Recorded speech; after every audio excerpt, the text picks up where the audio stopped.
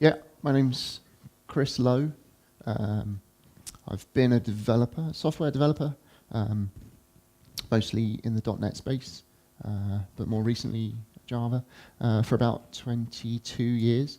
And more recently, I've been an architect, which is really just a paid opinion generator. I just, really that's all that is. You just pay to have an opinion about everything. And here I am today with an opinion about Agile.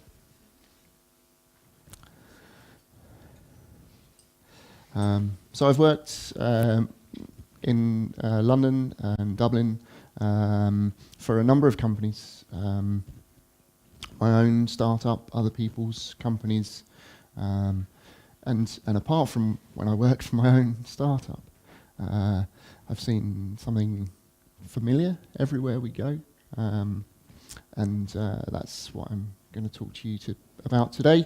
And it's something that we don't really talk about often enough, I don't think, amongst ourselves, and that's whether we are actually Agile or whether we're just doing Agile.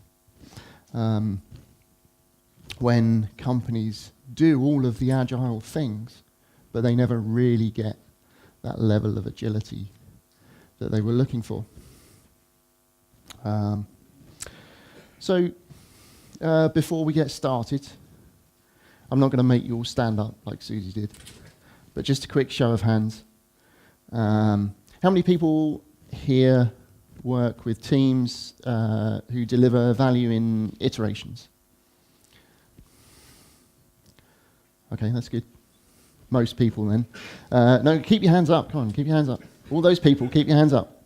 You don't get away that lightly.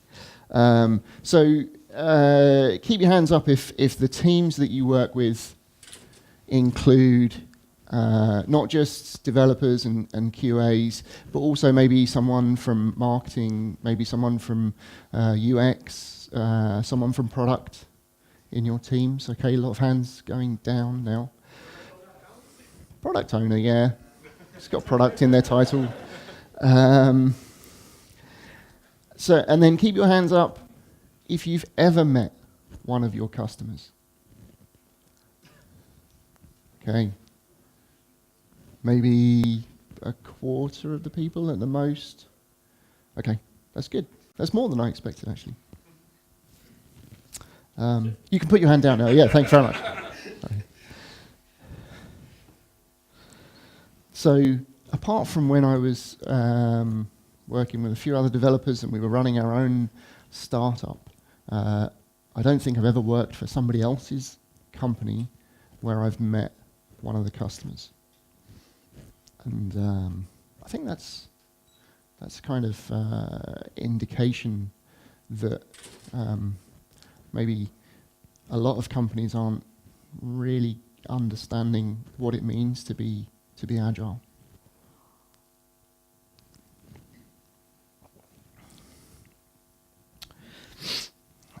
So I like this cartoon.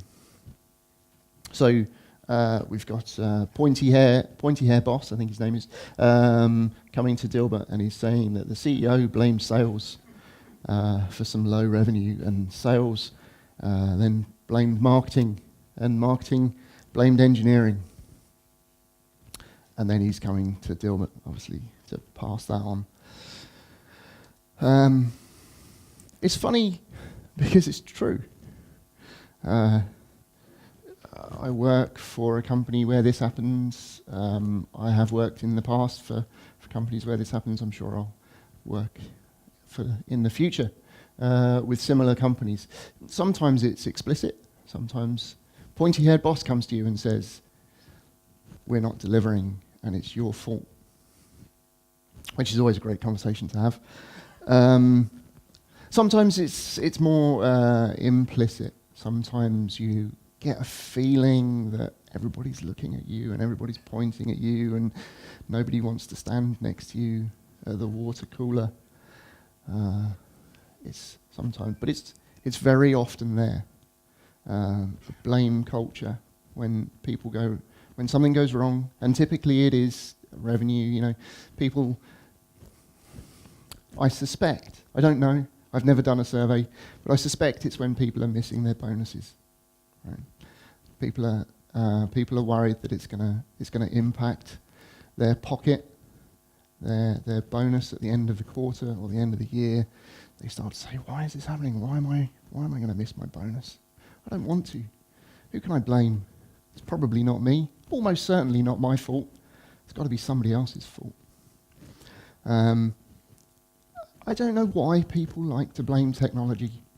I don't know if it's because technology is a relatively new part of the organisation. Sales and marketing and accounts and finance, leadership, those things have been there forever. Technology is quite new. I think maybe that's the reason everybody blames technology. Maybe the promise of technology didn't deliver, and they feel I don't know, it's got to be technology's fault. Those guys, who knows what those guys do? No one.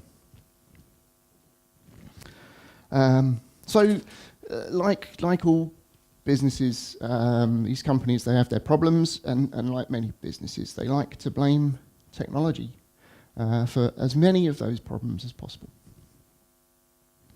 So let's have a look at some problems businesses might face. Some of them might be familiar to you. The product is late. What are we going to do if the product is late? Blame technology.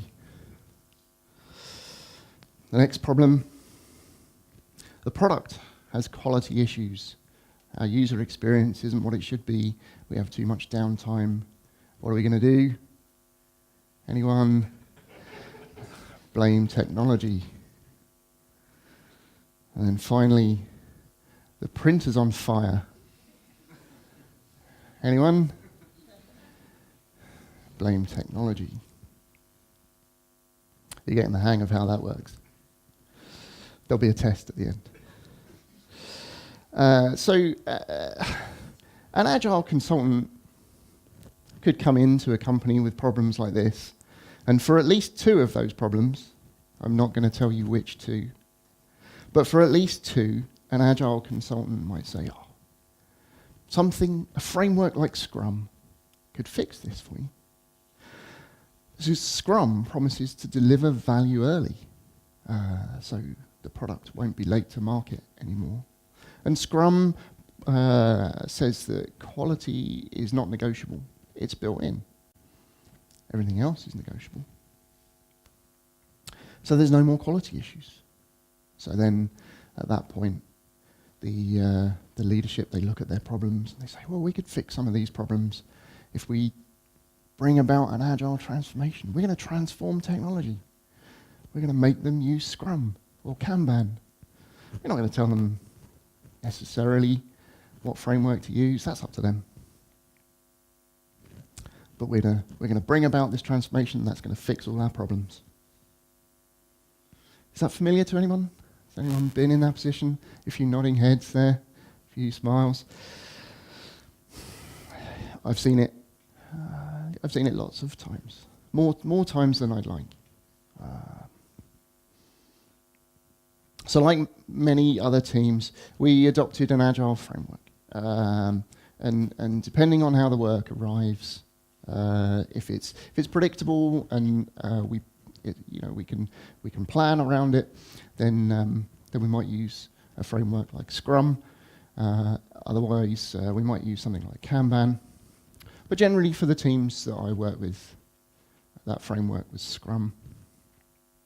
And as normal with technology, right? New frameworks come along, new languages, new syntax. We're constantly changing anyway. We're constantly adopting new things. So the transformation in technology doesn't tend to be too painful. Of course, you get people that are saying, "Oh, I don't want to write tests. Tests slow me down," or I don't want to meet all my colleagues in the morning. I have to speak to them. You get people like that. But generally, technology adopts an agile framework quite easily. And that's what happened to us. So we deliver value in iterations, We do retros, we do issue refinement, we have a backlog. We do all the ceremonies, the product demo, the sprint review. We do Scrum.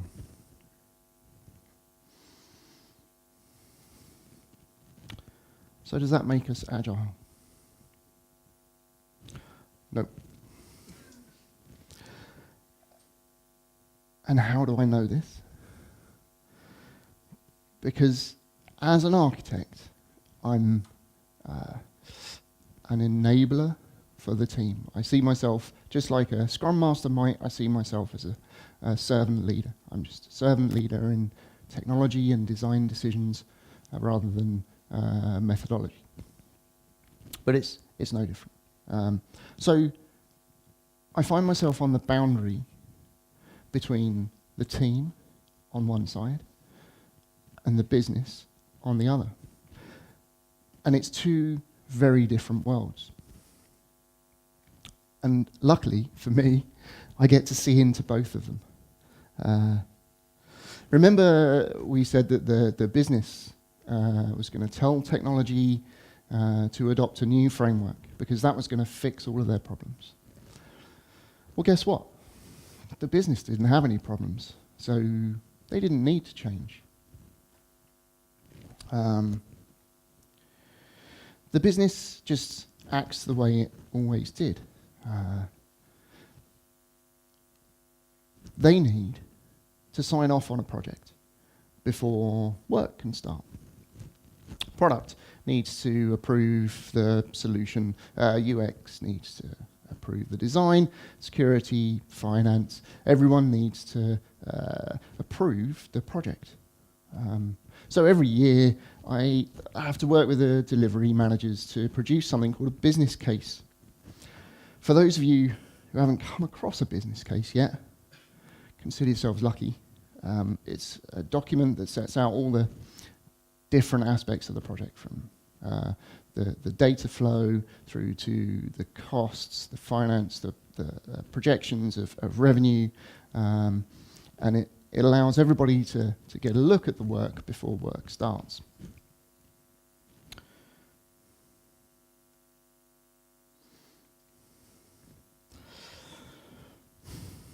But there's a problem, because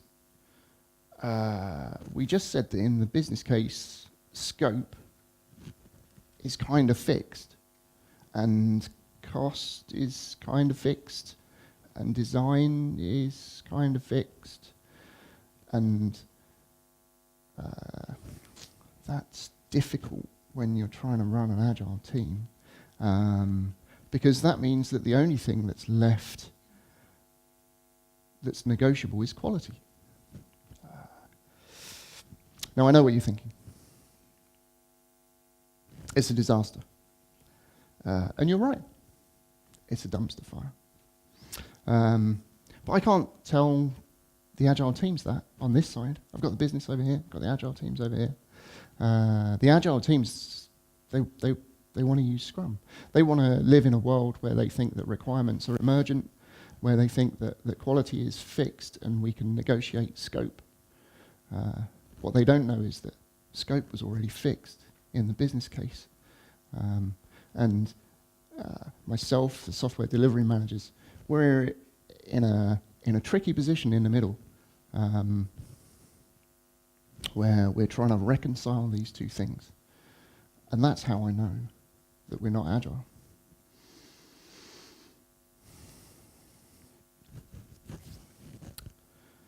So over here on this side, we've got the teams that I work with. We develop products where requirements are emergent and design is flexible. Design can change as new requirements emerge. Scope is negotiable, and quality is fixed. Over here, on the other side, we have the smouldering remains of the business case, where completely the opposite is true from what we just described to the teams. Design is fixed, Scope is fixed, and quality is the only thing left that's negotiable. And here's me, stuck between the two, trying to put out all the fires before they get to the teams. With technology using one framework and the rest of the organization probably just using whatever came before. Maybe waterfall, maybe it was chaos, maybe it was something else. Because there was no intention to change on the behalf of the business. There was no recognition that there was a problem. They just carried on using whatever it was. And with the business using one framework and technology using another, we're trying to deliver product using two different product developer methodologies. That doesn't seem like a good idea, does it? It would be better, in my view, if we picked one and used that everywhere. Obviously, ideally, that would be something agile. But I think we'd be more successful if we picked one and stuck with it, whatever that was. But we don't do that, because when we do that, technology is the problem.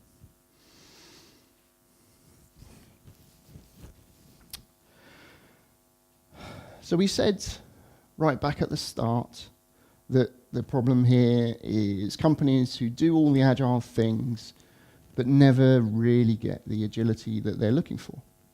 But what is that agility? When you look at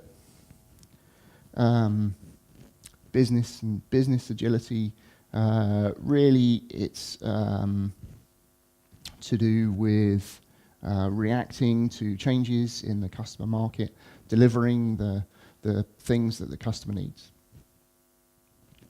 And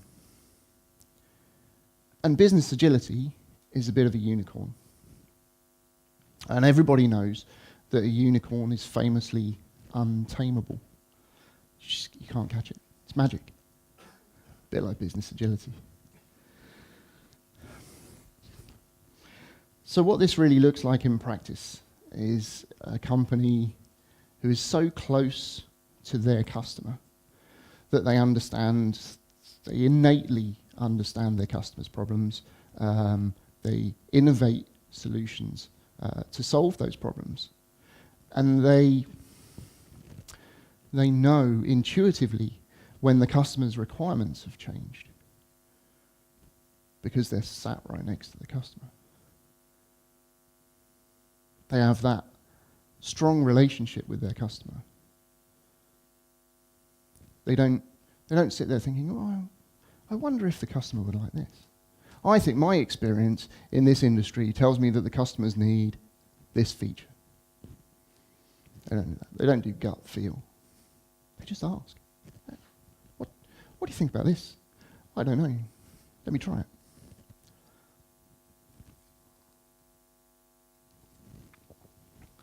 That's what real business agility looks like. And that's kind of wordy.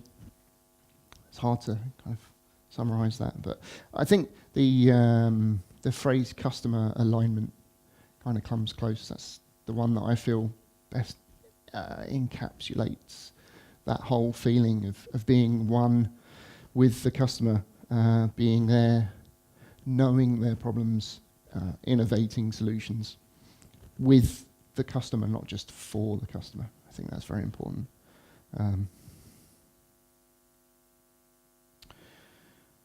If we know our customers and we can communicate, we have that kind of healthy relationship with them, we can deliver solutions that don't just solve the problem they have today, but solutions that can live and evolve and change over time to meet the customer needs in the future.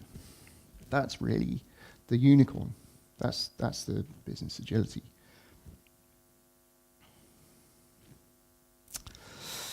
But if we're going to deliver a product that does all that, I think in many cases we end up looking at teams differently.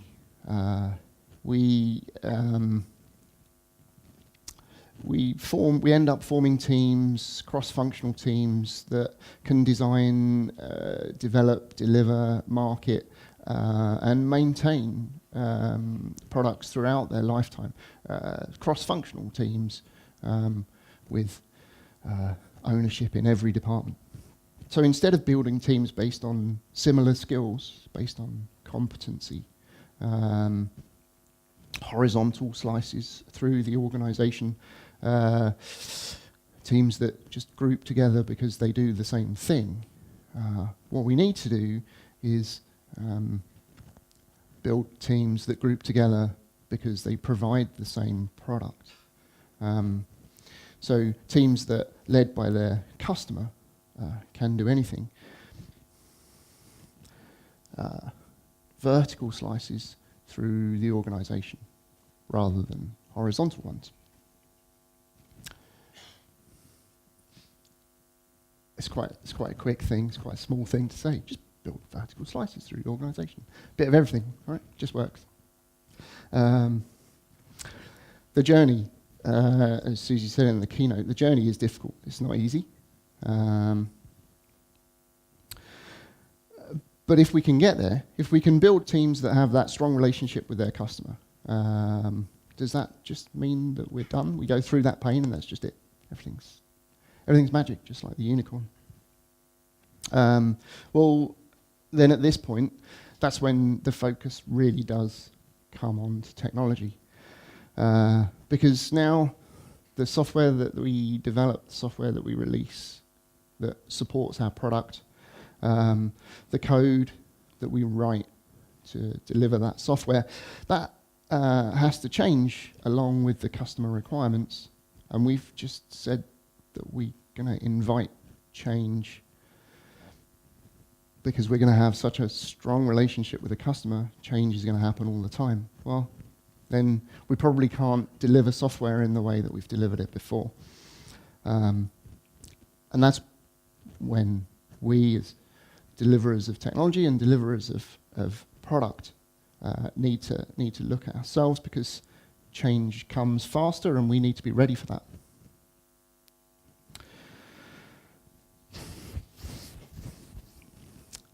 There's been 2 times in my career when I felt amazingly productive as a developer, as a software developer.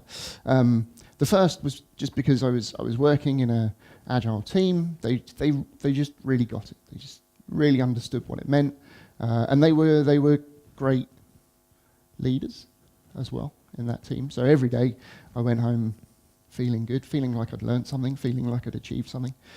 And then the other time was when I was sat right across the desk from my customer. I was developing software for the person that was there. And when you're that close, change happens all the time. I don't know why change seems to decrease over distance. There seems to be an inverse relationship between distance and change. If you're a long way away, people just say, "Oh, he's a long way away. I won't tell him what I need today. I'll just wait, and then he'll come and show me what he's got, and maybe I'll say it's all right because he's a long way away."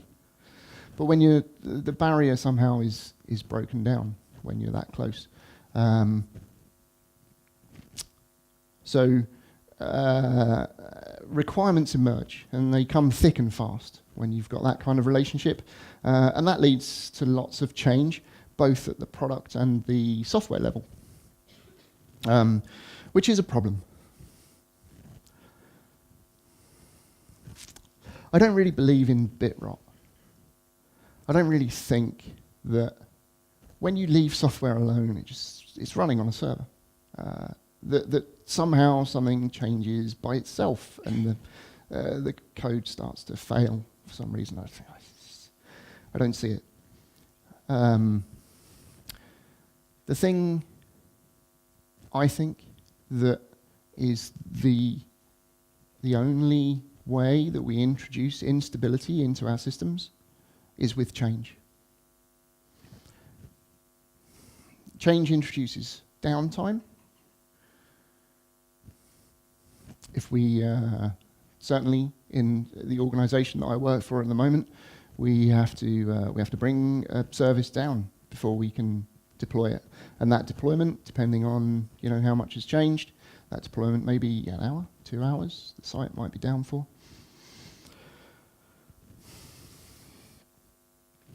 But it's only down because we're changing. It's only down because we want to fix bugs or because we want to introduce new features. If we were happy to just leave it alone, there wouldn't be any downtime. Maybe the network would fail every now and again, but that's much less frequent. So unless we mitigate downtime with a strategy like blue-green, where we can do something like near zero. I used to say zero downtime deployment until the people that I work with, they were implementing blue-green and they said no. Stop saying that, it's not helpful. So now I've trained myself to say near zero downtime deployment. Unless we can mitigate with a strategy like blue-green, then change is going to bring about more downtime.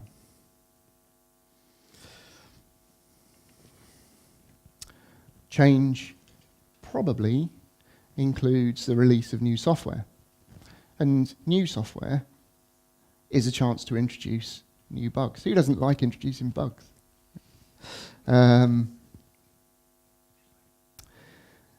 Unless we as technology teams can mitigate the quality issues with some automated, repeatable, reliable quality strategy, chances are every change is going to introduce quality issues. And change introduces opportunity for manual error unless we mitigate that with an automated deployment strategy.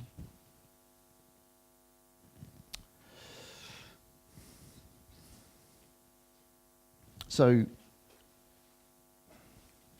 thanks. I went to, he's going to miss the best bit.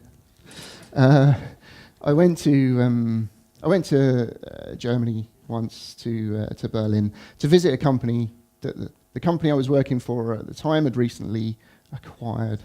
They had a successful micro-lending company, and my company thought, oh yeah, we need to get into that micro-lending space in Europe. It's going to be great. So I went, post-acquisition, I went there to talk to them about their DevOps. How do you release your software? We've got some experience in this. Is there anything we can do to help? Anything we can do that might make things better? So the guy that I was there to see, he took me out because that seems to be the first thing you do in Berlin. And then the next day, he took me through their 15 steps of manual deployment. He did it all the time, so he knew all 15 off the top of his head. I'm sure you could probably guess what they were. I think it was JavaScript. I think it was a JavaScript thing. The first step was checking the new code out of source control. They were using Git. The second step was connecting from his PC to the target server. Then he copied the new code to the target server. He brought the site down, put up the maintenance page. Sorry, no more microloans for a minute. And so on. Like I say, he did it all the time. He was comfortable with it. He didn't see it as a problem. Even when I said to him, doesn't that ever go wrong? 15 steps, that's 15 chances to get it wrong. Also 15 opportunities to automate and then never get it wrong again. And he said, oh yeah, sometimes it does. Sometimes I forget that first step. I forget to check the new code out of Git. Oh, what? But you're doing this at 2 in the morning. Yeah. And how long does it take? I don't know, about 30 minutes. So for 30 minutes, at 2 in the morning, you're deploying the old version over the top of itself. Yeah, that's right. And then, because I try to read a little bit about everything, and I know that there's a key question in psychology. How do you feel about that? And he wasn't fussed. He didn't mind. I don't know. Even when I said there's this thing, it's called Jenkins. It does whatever you tell it to do. I think that's why they call it Jenkins, right? Because it's like a butler. It just does whatever you tell it. You already know all the different steps. You could very easily turn this into a number of Jenkins jobs and have a button to press, or just automate the pressing of the button. So at 2 in the morning, Jenkins deploys your software for you, and it does it right every time. He didn't want to know. I think it was his domain. But what he didn't realize was that by not automating that, he was getting in the way of his company taming that unicorn. Because as they got close, if they could get closer to their customer and they could have more change more frequently, chances are he'd be up at 2 in the morning, every morning, forgetting to get the new source code out of Git and deploying the previous version over the top of itself.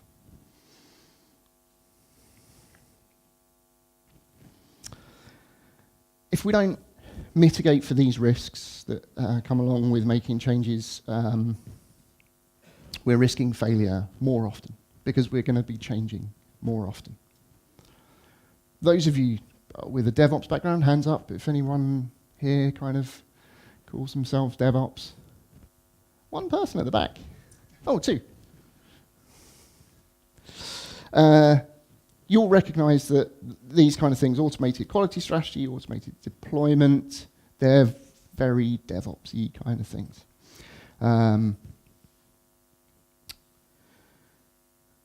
DevOps is key to taming the unicorn, because if we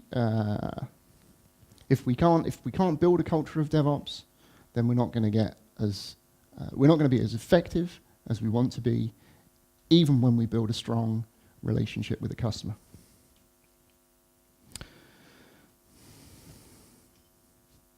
I don't know why I did that. Here we go.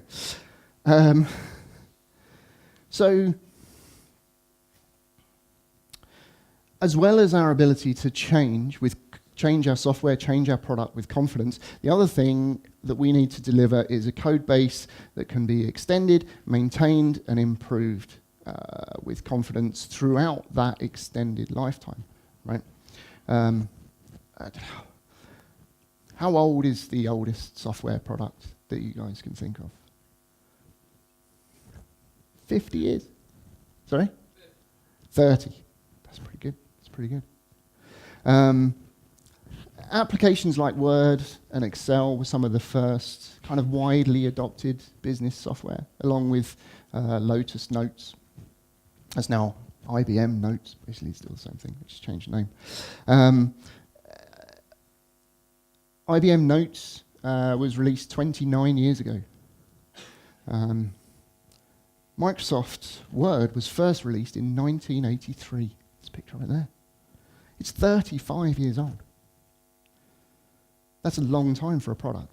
Do you think you can deliver software today that can evolve and change for 35 years? I don't know if I could. But rewrites are expensive, and they're complicated, and they involve a lot of risk. And on top of that, if the application stores data, if it's got a database, then maybe a rewrite also involves a data migration. And at that point, just good luck. I was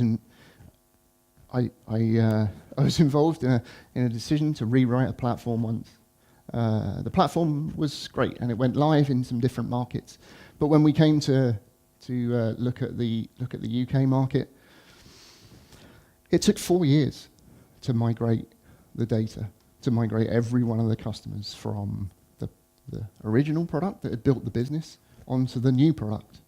4 years of mostly DBAs looking at the data and saying, I don't know. I really don't know.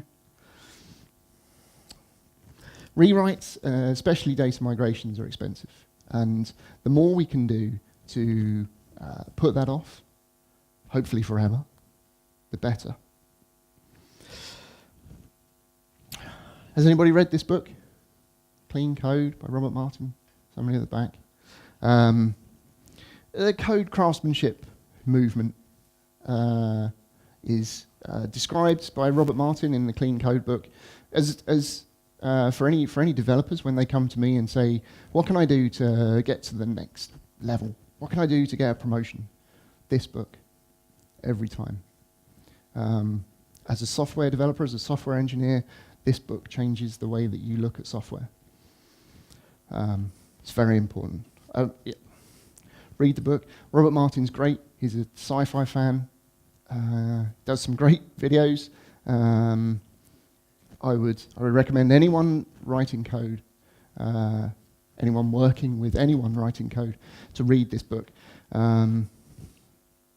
Because really, it takes a long view of software. It's not just about delivering software today that can fulfill today's requirements, that can pass our acceptance criteria, right?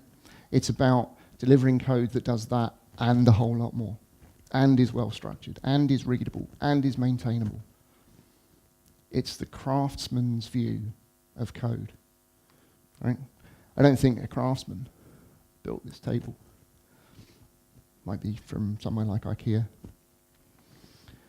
When you see a table that a craftsman's built, you can tell the difference instantly, because there's thought about all the different aspects of the table, not just, will it support my laptop? Is it big enough for a couple of bottles of water? But also, how is it going to function over time?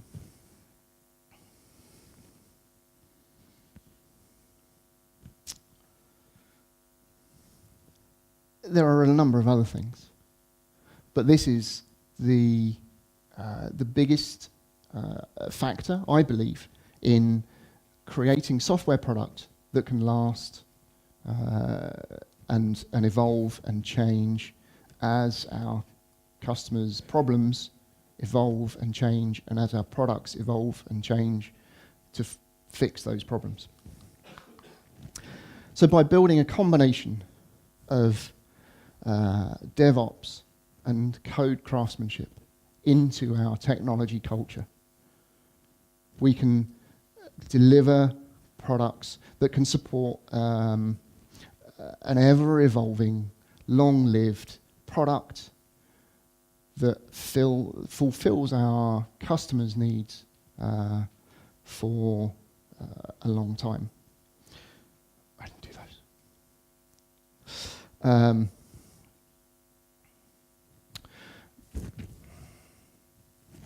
Reorganizing the way that we work in teams, building a new culture of DevOps and code craftsmanship. Sounds like a lot of work. And depending on where you are now, your starting point, it may be a lot of work. It may take time. And it may be painful.